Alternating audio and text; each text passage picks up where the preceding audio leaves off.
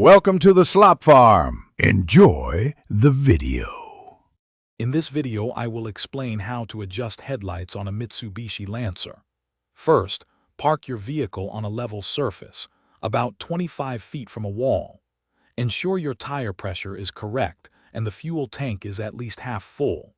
This preparation is crucial for accurate adjustments. We will cover the simple steps to get your lights perfectly aligned, improving your night driving experience significantly. Before you begin, gather your tools. A standard Phillips head screwdriver is essential for turning the adjustment screws. You'll also need a measuring tape to accurately set your vehicle's distance from the wall and to mark the target lines. Make sure your headlights are clean and free of debris.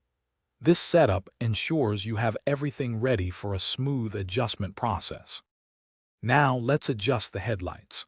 Pop your hood and locate the adjustment screws, typically found on the back of the headlight assembly. One screw controls vertical aim and the other handles horizontal. Turn the screws slowly, observing the beam pattern on the wall. Aim for the brightest part of the beam to be just below your marked line. Adjust each headlight independently for best results. After adjusting, double-check both headlights to ensure they are aimed consistently.